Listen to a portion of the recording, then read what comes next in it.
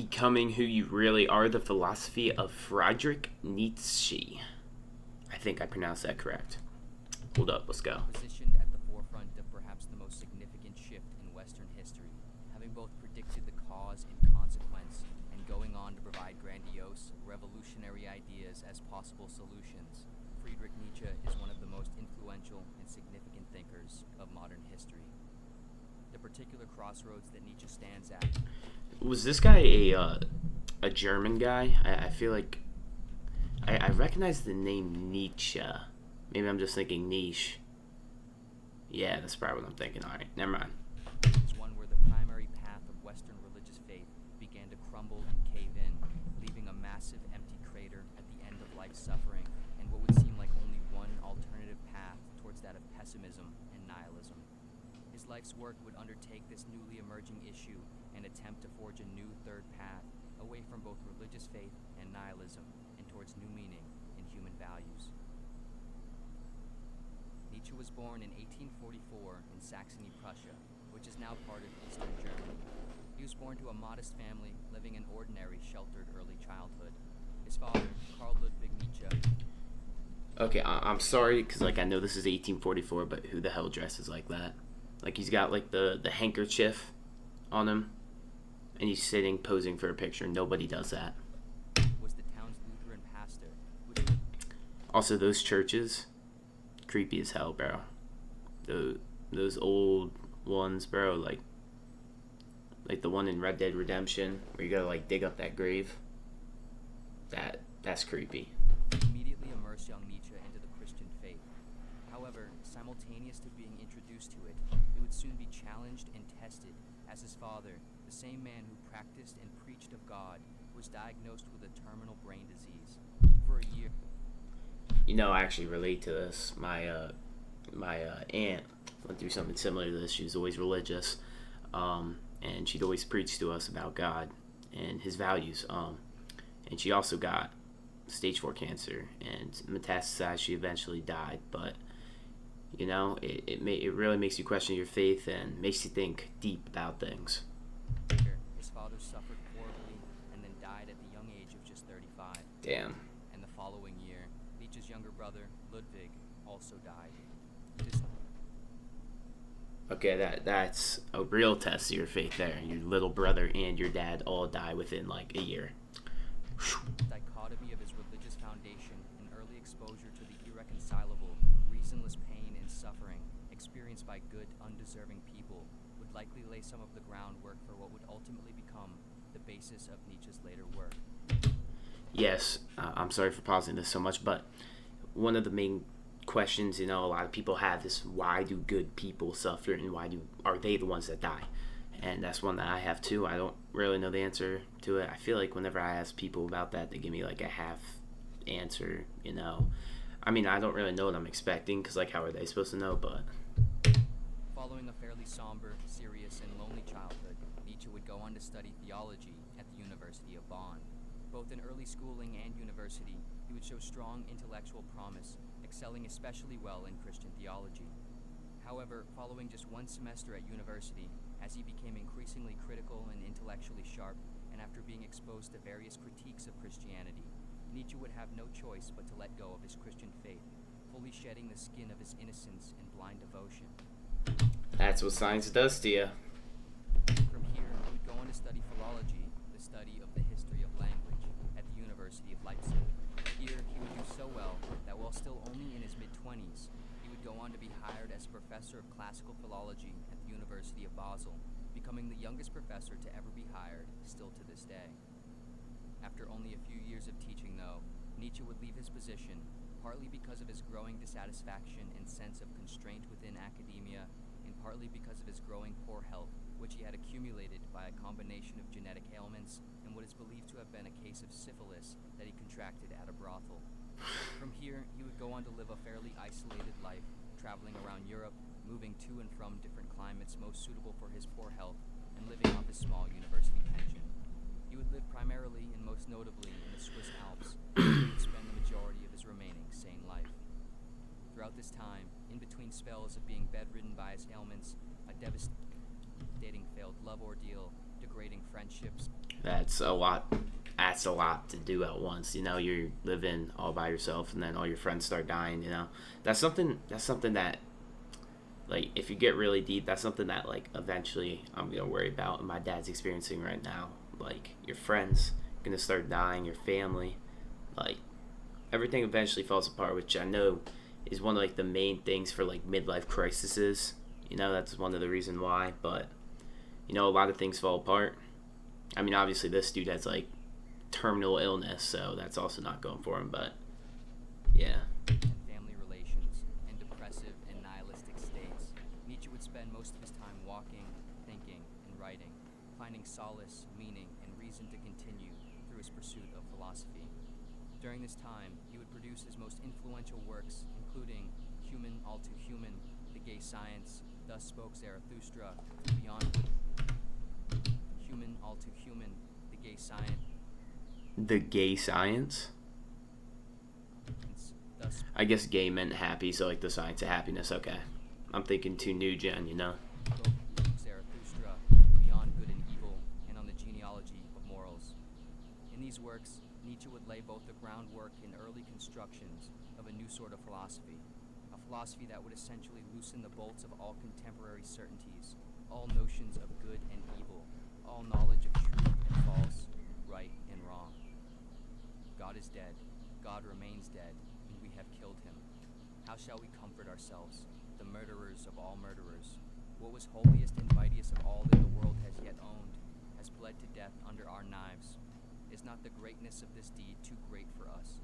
Must we ourselves not become gods, simply to appear worthy of it? That's one of the things about success is, do you really want success for yourself, or do you want success for gratification from others? Like, to be told that you were successful. And I feel like that's one of the things that you got to overcome, like, as you age. I feel like that's, like, an important stepping stone from, like, being truly happy, being truly successful, and just doing it for other people's appealment. This is perhaps one of Nietzsche's most quoted and important passages. It is in this line, God is dead, that we find not Nietzsche's celebration of humanity's lost faith, but his stark, intense concern of warning for what it meant. The collapse of Christian faith brought with it, in Nietzsche's mind, the collapse of everything built on it, the whole of European morality, its rationales, and its values. He both predicted and feared that with this collective revelation, without sufficient replacement, humanity would be left to struggle with no clear system or meaning and devolve into widespread despair in the form of nihilism. Yep. Not that everyone's religious. Obviously, everyone believes different things. But what I will say, no matter what, if you believe in Christianity or not, I feel like most people have to admit that the morals, like, it's a good morals. It's a good baseline so that, law and order isn't the only thing holding you back from doing something negative. It's also the fact that there's some sort of higher power that you believe in that's always watching. So you're not just going to get punished here. If you do something wrong, you'll be punished later. That's what I think. One of Nietzsche's key ideas at the foundation of his attempt to resolve this issue is the recognition that there is in fact no universal objective truth to be known. There are no facts, only interpretations, he wrote. Nietzsche denied the very construct of any sort of capital T truth and suggested that all attempts to find one were woefully misguided and actually the source of disconnect preventing modern man from rediscovering any meaning in life. The pursuit of universal objectivity or meaning beyond this life took the spirit out of the present earthly human experience of meaning, which is inherently subjective, independent, and expressive. Because of this, Nietzsche would direct his attention primarily to the arts and humanities, believing that creative acts and experiences, be it things like music, philosophy, literature, theater, and so on, could be used as essential means to communicate deeper truths and fill the void of higher connection and meaning. Yeah, it's kind of what I'm trying to do right now. I'm not completely religious right now just because of certain circumstances, but, I feel like talking about it can get you both closer and further away from it. Like, as you know, no philosopher is usually a believer in any faith. I'm pretty sure it's actually about 5%, which is honestly weirdly high. I don't even know how that's possible, but 5% of them, scientists too. It's just a very low number because once you actually start looking at the facts, you start having to face, inconsistencies more often, which makes it harder to believe. Although, as Nietzsche explored this theory, he would find that cultural arts and humanities were susceptible to becoming dried out, academic, and or commodified, often losing their luster and dependability. From here, he would turn his attention towards creating a philosophy that detached the individual from dependence on any collective experience or cultural mechanisms, and rather focused on the individual pursuit of creative expression and subjective greatness, placing the creation of meaning squarely in the hands of each individual. This philosophy would be embodied in what Nietzsche would term the Übermensch, or Overman, or sometimes translated as the Superman, which he would first introduce in his book, Thus Spoke Zarathustra. The Overman is described as a sort of defiant, confident, independent individual who pursues their personal desires with vigor and dignifies their independent beliefs unapologetically. One who deviates from the collective, exhibits strategic selfishness, and acts with aggressiveness and grandiose. The reason for such characteristics was justified in Nietzsche's view by the fact that a new morality that opposed the moral views rooted in Christianity, which praised weakness and modesty, was needed to better suit the natural condition of human experience, which he felt was comprised and requiring of the desire for vigor, power, and greatness.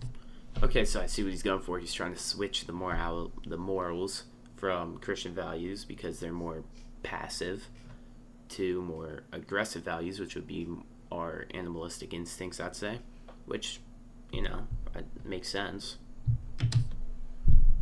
Oh, I got hit with an ad. Just you, building your app on base 44. This view is not without valid critiques and invalid misinterpretations. However, perhaps what is more important than Nietzsche's image of the Overman is what the concept serves to represent. In slightly broader terms, Nietzsche sets up the Overman to function as a sort of idealized version of oneself, an image of a perfect and powerful being who has overcome all their fears and deficiencies, which one can and should set goals to strive towards. Of course, as an ideal, it cannot ever truly be reached, but that is functionally the point. Nietzsche proposed that the world, including the human, operates off of what he called the will to power, an insatiable desire in each living being to manifest power. The world is will to power and nothing besides, he wrote. And according to Nietzsche, this will to power is manifested in the desire for personal growth and satisfied in the pursuance of said growth. Yeah, I swear to God, I'm hearing something, bro. It is important to note here that his notion of power is not necessarily referring to physical strength, nor power and dominance over others, but rather power over oneself. Psychological and spiritual strength in the form of self-mastery and continuous growth. Yeah, I mean, that's the thing. Like, especially for some people who are like billionaires, they feel they've already won in life, and then once you strive your whole life to get to that point, and once you actually reach the pinnacle, it's like, what's left there to do? Now, I'm not saying being a billionaire wouldn't be amazing. I'd instantly take that for a little bit of mental incapacity, but Presents the ultimate synchronization with the will to power for Nietzsche, and thus the ultimate synchronization with life itself. The desire and striving towards the ideal of the Overman serves as perpetual fuel to this process of self-growth, as one works through a continued cycle of self-dissatisfaction, self-improvement, and self-rediscovery over and over. For Nietzsche, this process, which he would term self-overcoming, is fundamental to answering and resolving the problem of meaning and value in life. So long as one establishes their goals of growth in the name of what they deem an idealized, life-affirming version of themselves, the process transmutes the suffering of life into something worthwhile and personally redeemable, a sort of alchemy of the spirit that affirms life in the face of its inevitable suffering. If we have our own why in life, we shall get along with almost any how. Yup. If you have your purpose, you'll be fine with you won't be fine with how you get to that purpose, but it's like you got to make sacrifices to get to where you want to be. And as this video is stating, if you have your purpose, what you want to do, you'll usually give up almost anything to do it. Unlike his primary predecessor, Arthur Schopenhauer, who proposed that suffering is best minimized and avoided to the best of one's ability, Nietzsche argued that suffering is, rather, a good thing to be leaned into, embraced, and used as fuel towards the amassing of strength and psychological power.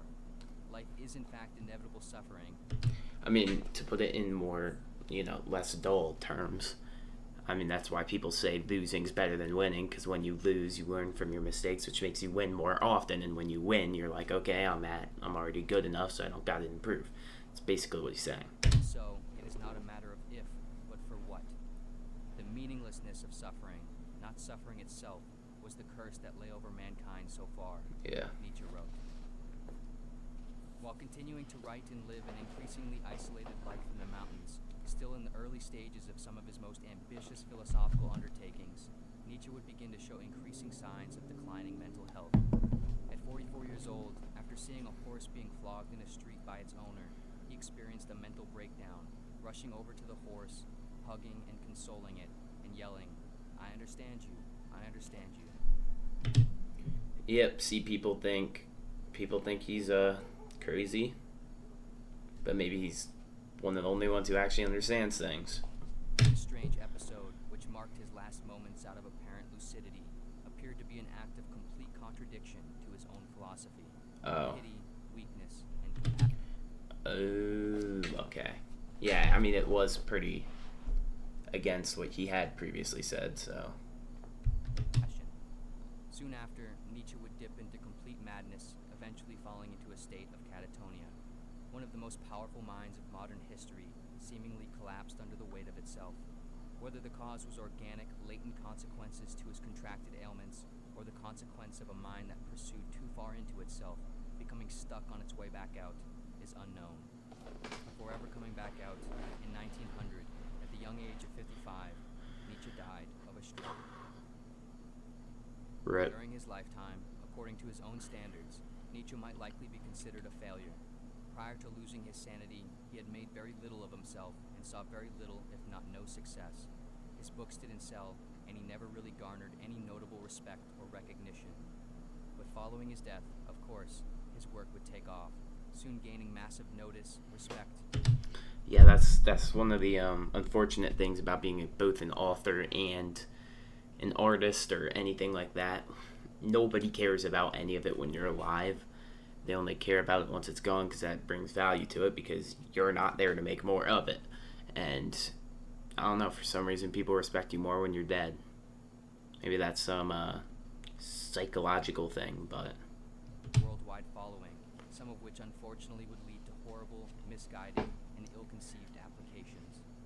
However, today, and more generally, Nietzsche's work remains potent, important, and redeemably ingrained in modern thinking. His quotes, aphorisms, and ideas echo through culture every day, both literally and symbolically.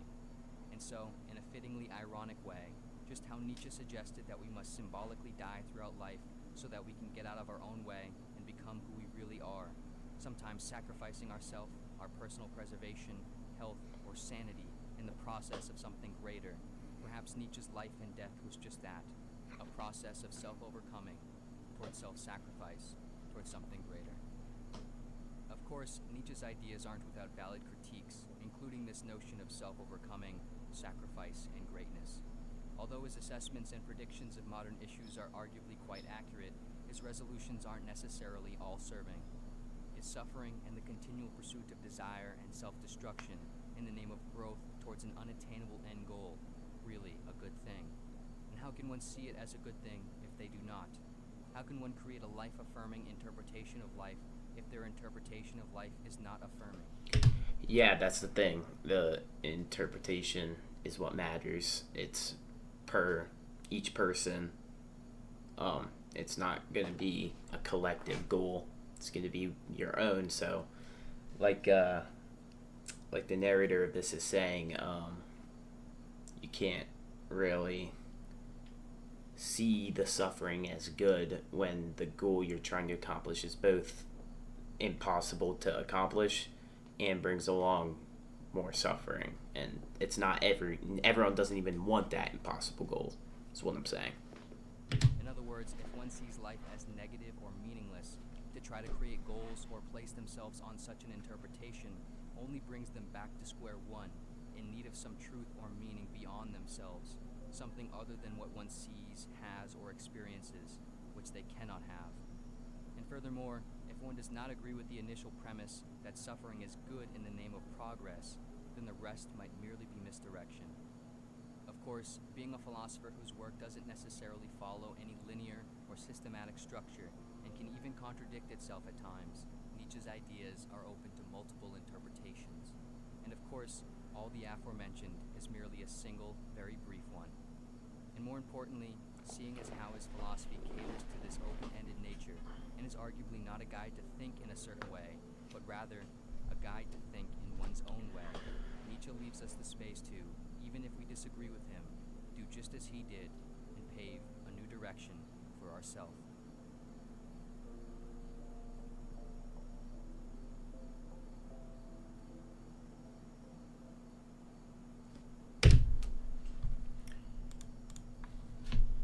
Wow. Has Kyrie texted you back? That was a great video. Huge credit to Pursuit of Wonder. This was made 5 years ago. It's a common saying. Do not kill the part of you that is cringe, kill the part of you that cringes. Yeah. I respect the fact that he had reached such despair, yet he still sought to teach that you are the master of your own meeting. Yep. Well, if you enjoyed this video, subscribe. I'm trying to hit 1,000 subscribers before next school year, and join the Discord. It is in my bio for YouTube. See you later. Peace out.